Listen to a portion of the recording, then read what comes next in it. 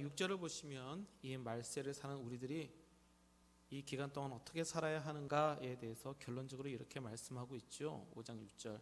그러므로 우리는 다른 일과 같이 자지 말고 오직 깨어 정신을 차릴지라 라는 말씀으로 말이죠.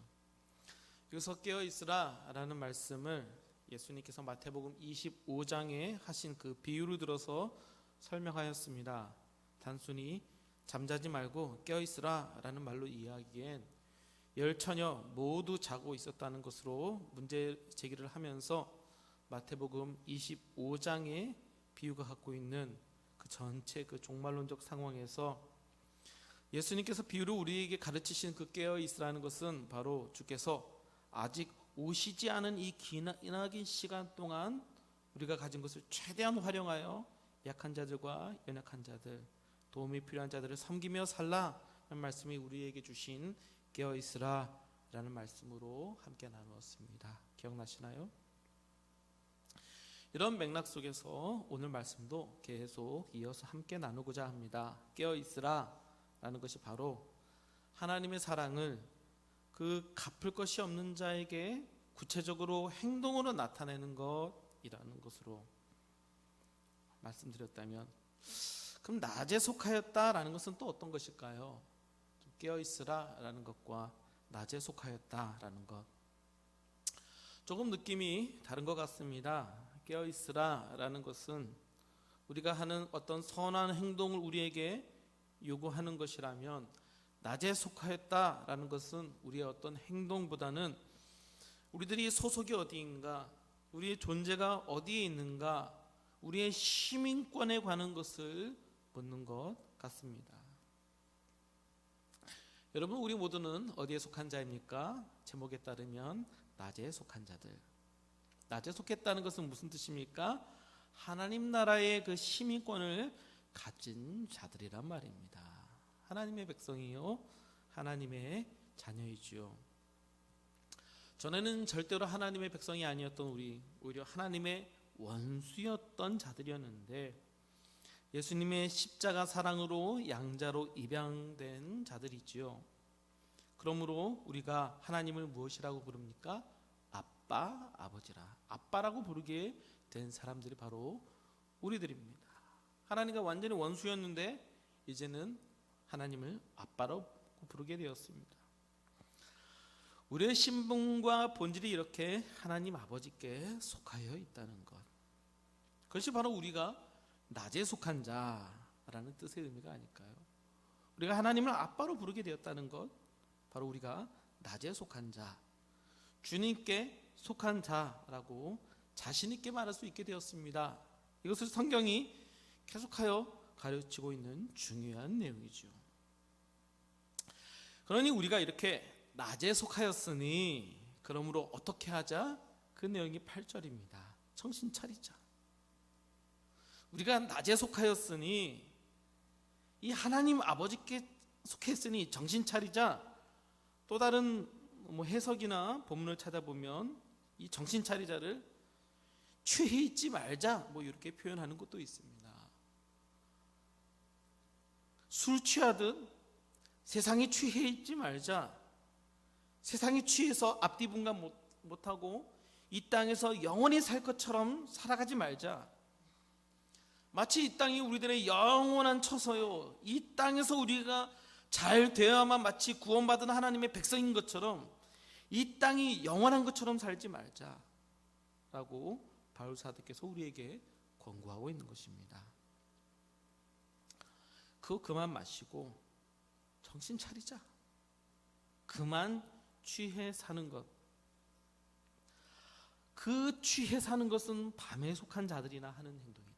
밤에 속하였다, 즉 낮에 속한 자들이 아니라 밤에 속한 자들이 계속하여서 취해서 자고 마시며 하는 행동이고, 우리들은 낮에 속하였으니 취해 사지 말고 이제 깨어있자, 정신 차리자 라는 말씀을 7절 8절에서 하시는 것입니다. 밤에 속한 자들, 잠자며 취한 자들이죠. 근데 낮에 속한 자들도 밤에 속한 자들과 같이 취하여 세상에 취하고 죄에 취하고 욕심에 취하고 야망을 쫓고 물질을 구하며 자기 자랑할 것을 찾고 있지는 않는지, 이와 같이 밤에 속한 자들이 찾는 것, 그들이 구하며 그들이 갖고 싶어하는 것을 우리도 똑같이 구하며 살고 있는 것은 아닌지, 그들과 같이 취해 있지 말자라고 말하는 겁니다. 그럼 그들과 같이 취해 있지 말고 대신 어떻게 하자는 것입니까? 연속되어 나와 있죠. 믿음과 사랑의 호심경을 붙이고 구원의 소망의 투구를 쓰자라고 말씀하고 있습니다. 군인을 연상케 하는 그 가슴에 붙이는 호심경이죠. 그리고 구원의 소망의 투구를 쓰자라는 말로 하고 있는데, 이것을 다른 본문과 같이 들어서 깊이 설명하고자 설명하지는 않을 것입니다. 다만 여기에서는 낮에 속한 자들이라고 말씀하면서 세 가지로 크게 표현하고 있죠. 믿음, 소망, 사랑. 낮에 속한 자들은 믿음, 소망, 사랑으로 살아간다는 겁니다. 바울 사도의 그 신앙의 완성을 한마디로 표현하면 이 믿음, 소망, 사랑인 것 같습니다. 이 믿음, 소망, 사랑, 이 믿음, 소망, 사랑으로 나아가자는 겁니다. 낮에 속한 자들, 하나님의 자녀요 성도들인 여러분, 이제 세상 좀 그만 바라보고 세상에 취해 있지 말고 세상에 빠져 있지 말고 무엇을 향해 나아가자? 믿음, 소망, 사랑, 여기로 나아가자라고 얘기하는 것입니다.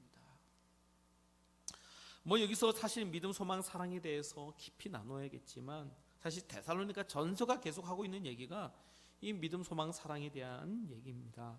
그래서 여기서는 더 이상 나누지는 않을 것입니다. 다만 여기서는 우리 믿음, 소망으로 나아가야 할 그 근거를 좀 더 강력하게 제시하는 겁니다. 왜 우리가 믿음, 소망으로 나아가느냐? 우리가 밤에 속한 자가 아니기 때문에, 우리가 낮에 속한 자요, 하나님께 속한 자녀요, 하나님의 자녀면서 여전히 세상에 취해 있다는 것, 이거 너무나 부끄러운 일이라는 거죠. 낮에 속해 있으면서 취해 있다, 세상에 취해 있다, 죄악에 물들어 있다, 하나님으로부터 멀리 떠나 있다 라는 것, 너무나 부끄럽고 수치스러운 일인 것입니다. 그러니 바울 사도께서 우리에게 권고하는 겁니다. 정신을 차리자. 우리가 누구이냐? 우리가 낮에 속한 사람, 하나님의 자녀가 아니냐? 우리를 부르신 그 영광스러운 자리가, 그 하나님의 그 놀라운 자리가 있는데, 이제 그 우리의 신분과 그 영광을 알고 믿음, 소망, 사랑으로 나아가야 되지 않겠냐라고 요구하는 것입니다. 여러분, 가정에 혹시 건강 주스, 해독 주스 이런 거 만들어 놓으면 여러분 어떻습니까? 잘 먹습니까? 안 먹습니다. 제가 잘 안 먹습니다. 왜 안 먹나요? 맛없으니까요. 대신 뭐 먹습니까? 과자 부스러기, 탄산 먹으면서 배가 나옵니다. 이제 좀 몸에 좋은 것 먹고 좀 건강해졌으면 좋겠는데 어떻습니까? 몸에 좋은 건 죽어도 안 먹습니다. 입에 단 것만 먹습니다. 우리 눈에 보기 좋은 것, 사람들 앞에서 자랑할 만한 것, 이 세상 사람들이 부러워할 것들, 그런 것들이 좋아 보이지만 그것은 오히려 성경이 뭐라고 말합니까? 그 영적으로 비계덩어리요, 영적인 건강에 해로운 것들인데 왜 자꾸 그런 것들 구하며 자꾸 취해 있느냐라고 말하는 겁니다. 자꾸 세상으로만 달려가느냐, 이 얘기를 하고 있는 것입니다. 그러므로 말씀이 우리에게 요구하는 것입니다. 우리의 영적인 건강을 챙겨라. 저 영적으로 좋은 것을 좀 보고 먹고 마셔라. 믿음, 소망, 사랑으로 나아가라 라고 요구하는 것 아닐까요? 그랬더니 9절에서 또 이렇게 말씀하시는 겁니다. 9절을 함께 읽어보겠습니다. 시작. 하나님이 우리를 세우심은 노하심에 이르게 하심이 아니요 오직 우리 주 예수 그리스도로 말미암아 구원을 받게 하심이라. 사실 이 말씀 보면서 굉장히 깊이 고민했습니다. 이 말씀을 갑자기 툭 왜 튀어나왔을까? 사실 분간이 안 됐습니다. 너무나 기본적인 내용이라서 이런 내용을 다시 한번 왜 집어넣었을까, 그런 고민이 들었습니다. 어쨌든 이 본문 한번 9절 말씀 잘 보십시오. 우리를 향한 하나님의 약속이 무엇이라고 말씀하고 있습니까? 구원이라고 말씀하고 있습니다. 우리를 세우심은, 즉 우리를 향하여 세우신 하나님의 뜻은, 하나님께서 우리를 향하여 약속하신 것은 노하심, 진노하심에 이르게 하심이 아니라 오직 우리 주 예수 그리스도로 말미암은 구원을 받게 하심, 즉 하나님께서 약속하신 것은 구원이라고 말씀하고 있습니다. 진노와 심판이 아니라 우리가 구원에 이른 것이라고 말씀합니다. 즉 우리가 받아야 할 구원이 있다고 말하는 것입니다. 아니, 우리 이미 모두 구원받은 하나님의 백성이잖아요. 이미 구원받은 백성인데 하나님께서 약속하신 그 구원을 받게 하실, 즉 미래에 우리가 받아야 할 또 다른 구원이 있단 말로 지금 말씀하시는 겁니다. 무슨 말인지 여러분 잘 따라오고 계시죠? 들어보셨을지 모르겠습니다. 여기서 저는 약간 교리적인 이야기를 설명드리려고 합니다. 구원에는 세 가지 시제가 있다고 합니다. 어떤 시제입니까? 과거적 구원, 현재적 구원, 미래적 구원이 있다고 합니다. 초신자가 아닌 이상 이것은 반드시 알아야 할 중요한 교리 중 하나지요. 우리의 구원과 관계된 중요한 설명이기 때문에 그렇습니다. 여러분, 과거적 구원은 어떤 것입니까? 과거적 구원은 우리가 믿음으로 인하여 의롭게 되었다, 구원받았다 라고 말할 때 사용하는 과거에 단 한 번 그 신분이 바뀌는 구원을 과거적 구원이라고 말씀합니다. 그래서 이때는 성경에서 주로 구원받았다 라고 과거로 표현을 많이 합니다. 그러면 현재적 구원은 어떤 것입니까? 현재적 구원, 그 유명한 구절 빌립보서 2장 12절 말씀으로 설명할 수 있을 것 같습니다. 읽어볼까요? 시작.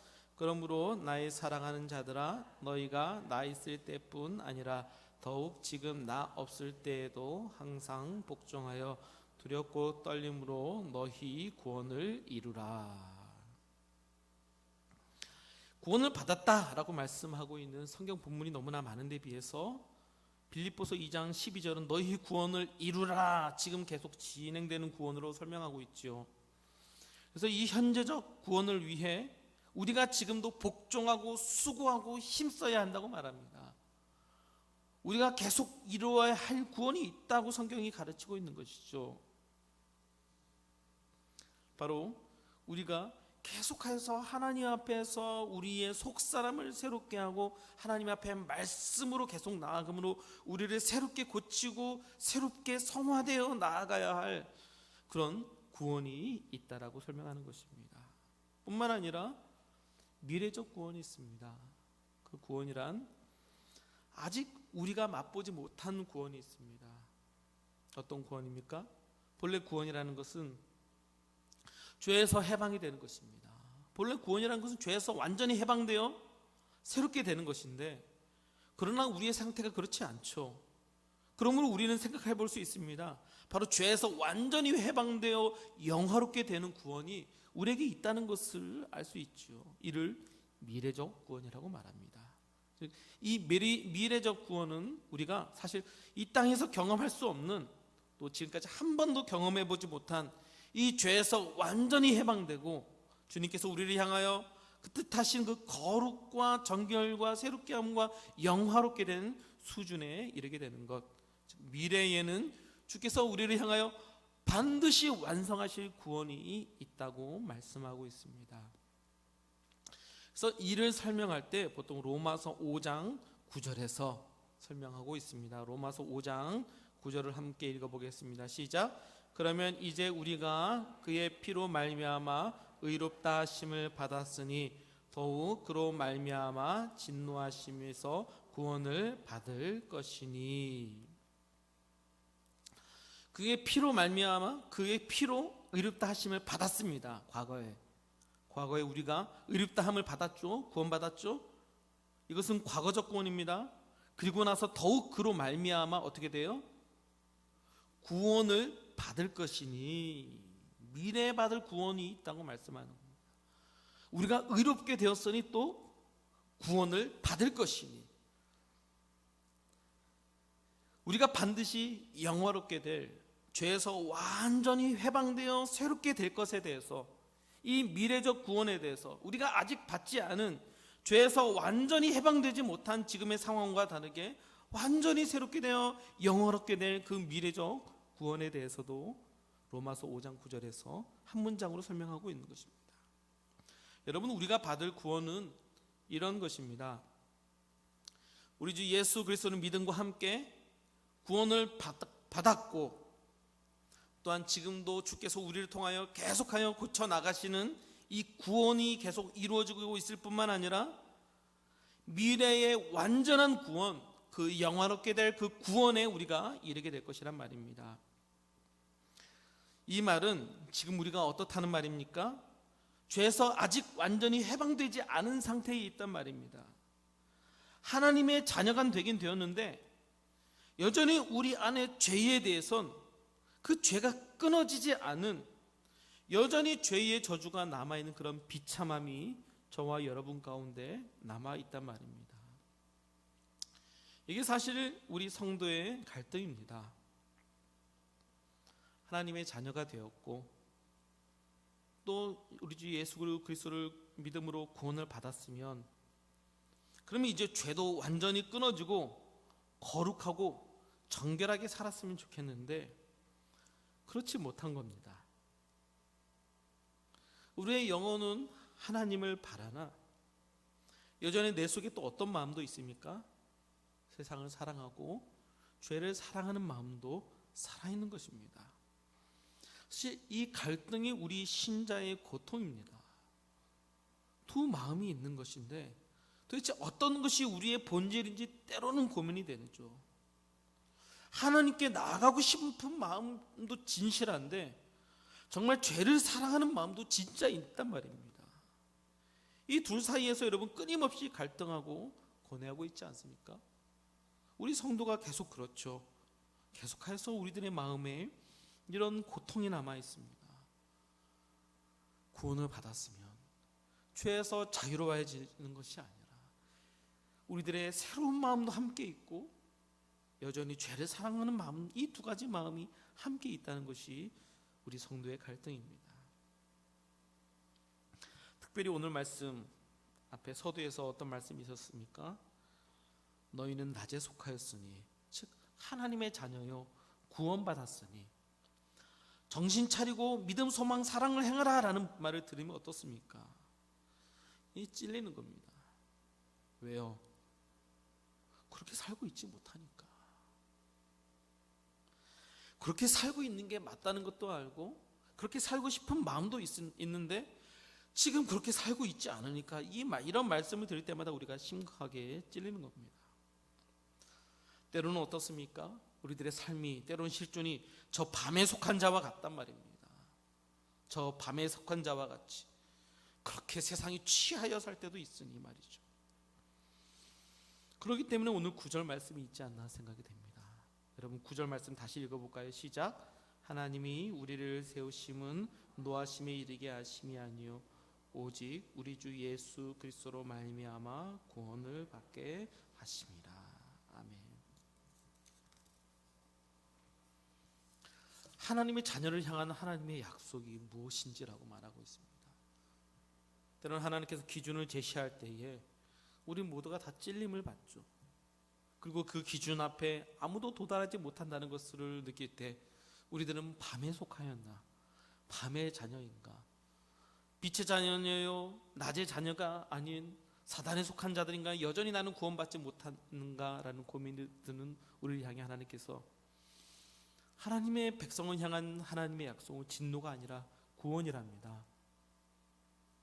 게다가 한마디 더 보태시고 있습니다. 10절에서 함께 읽어보겠습니다. 시작. 예수께서 우리를 위하여 죽으사 우리로 하여금 깨어 있든지 자든지 자기와 함께 살게 하려 하셨느니라. 예수님께서 우리를 위하여 죽으심으로 우리가 깨어 있든지 자든지, 즉 이 본문에서 계속 흐름에서 깨어 있는 것은 어떤 것입니까? 깨어 있는 것은 하나님의 백성으로 깨어 사는 것이고, 자는 것은 어떤 것이에요? 세상에 취하여 사는 것이죠. 근데 무엇이라고 말씀하고 있습니까? 예수께서 우리를 위하여 죽으사 우리를 향하여 하여금 깨어 있든지 자든지 자기와 함께 살게 하려 하셨느니라. 세상에 취하여 살든지 하나님의 백성으로 깨어 살든지 그런 것과 일체 상관없이 주께서 어떻게 해요? 우리와 함께 살아가신다고 말씀합니다. 이게 놀랍지 않습니까, 여러분? 9절에서 지금 설명하고 있는 우리를 향한 하나님의 그 구원이 있답니다. 우리를 향한 그 구원은 지금 받은 그 죄에 대한 완전한 해방이 아닌 그 미래에 우리가 누릴 완전한 구원, 완전한 그 영화로운 단계가 있는데, 그것은 너희가 기억하느냐? 그리고 거기까지 하나님께서 우리를 반드시 이끌어 가실 것인데, 그 과정 속에서 우리는 어떻습니까? 10절에 보면 깨어 있기도 하고 자기도 하는 것입니다. 어떤 면에서는 하나님의 말씀에 순종하여 따라갈 때도 있는 것 같고, 때로는 하나님의 말씀에 거역하여서 세상을 향하여 달려갈 때도 있는 것 같은데, 그때 예수님께서 어떻게 하시겠다고요? 함께 계시겠다고요. 우리가 죄를 저질렀는데도 주께서 우리를 떠나지 않으시고, 우리가 어떤 면에서는 선행을 이루지 못함에도 주께서 우리와 함께 살아가신답니다. 우리가 깨어있든지 자든지 우리로 하여금 자기와 함께 살게 하려, 그러기 위해서 예수님께서 십자가에 달려 죽으셨다라고 말씀하시는 것입니다. 때론 답답합니다.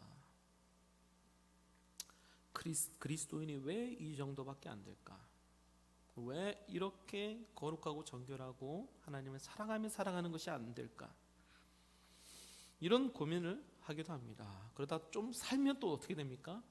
그 수준이 좀 사라지면, 그러면 이제 기준이 다른 사람에게 쫙 옮겨가면서 왜 그렇게 못 살아가지 사람들이? 왜 저 사람은 이렇게 못 살까? 왜 이렇게 알까라고 우리는 생각하게 됩니다. 참, 살아도 문제고 못 살아도 문제입니다.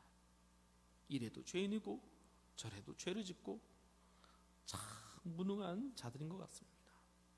그런 자들에게 오늘 낮에 속한 자로 빛의 자녀로 살라고 말씀하시고, 제발 정신 좀 차리라고 말씀하시면서 또 이렇게 말씀하시는 겁니다.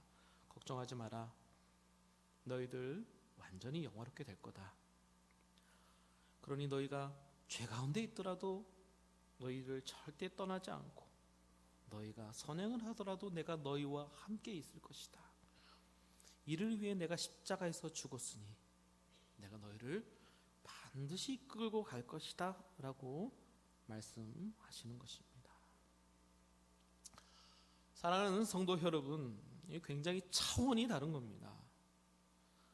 우리를 향한 하나님의 사랑의 차원이 굉장히 다르지요. 우리가 어떤 면에서는 나는 내가 착하게 살면 하나님 안에 있는 것 같고, 내가 조금만 죄를 지으면 하나님 바깥에 있는 그 어둠의 자식인 것 같은데, 예수 그리스도의 십자가의 사랑은 너무나 놀라워서 그런 것 하나로 이랬다 저랬다 옮겨가시는 분이 아니십니다. 우리를 향하여 영원토록 세상 끝날까지 함께 계시겠다라는 약속이 십자가에서 이루신 그 사랑의 크기로 우리에게 나타났다는 것입니다. 그리고 나서 우리에게 요구하시는 선행의 수준도 사실 다른 겁니다. 하나님은 우리에게 분명히 착한 일을 요구하십니다. 선행을 요구하세요. 그래야 우리와 주님이 함께 하시기 때문이 아닙니다. 우리가 선행해야만 주님과 함께 하기 때문이 아니에요. 오히려 하나님은 그것과 전혀 상관없이 우리와 함께 하신다고 말씀하세요. 그리고 오히려 그곳까지 우리를 인도하실 것이라고 말씀하시는 것이죠. 내가 너희와 함께하니 마지막 날 주님 오시기 전까지 너에게 부여된 그 모든 시간과 삶을 어떻게 사용해야 될지 연약한 자에게 선을 베풀라고 말씀하시는 겁니다. 왜? 우리가 하나님의 자녀이니까, 사랑받은 하나님의 백성이니까 절대로 포기되지 않고 절대로 놓쳐지지 않고, 어떤 면에서 우리가 어떻게 사느냐와 별개의 문제일 수 있는 주님의 그 놀라운 사랑이 나타나는데, 그 사랑이 나타났으므로 이제는 그 사랑 안에서 우리가 그 백성됨을 알고 선을 행하라 이것입니다. 사랑하는 성도 여러분, 우리는 참 자랑할 것이 없습니다. 이 모든 것이 사실은 내 자랑이 아닙니다. 하나님께서 우리에게 주신 이 모든 시간들, 그리고 물질들, 이 모든 공여된 우리에게 주신 모든 태양과 물질과 이 모든 풍요로운 것들, 하나님께서 우리에게 주신 것, 선한 주인의 뜻을 잘 알고 그것을 기쁜 마음으로, 기꺼운 마음으로 우리들의 삶을 살아가는 것입니다. 주어진 삶을 그 뜻에 따라서 그 선하신 주인 안에서 그 기쁨으로 살아가는 것입니다. 감사함으로 살아가는 것입니다. 살다가 실패하고 넘어지더라도 주께서 여전히 우리와 함께 하심을 믿고, 주님이 결국 우리를 향한 그 구원을 완성하실 줄 믿고, 오늘도 주님께서 우리에게 요구하신 그 삶을 살아가려고 몸부림쳐 보는 겁니다. 왜? 그분이 무서운 하나님이 아니라 항상 우리와 함께 하시는 선한 분인 줄 알고, 그분의 그것을 모두 받은 자로서 기쁜 마음으로, 기꺼운 마음으로 살아가게 되는 것입니다. 같이 한번 11절 읽어보겠습니다. 시작. 그러므로 피차 권면하고 너희가 하는 것 같이 하라.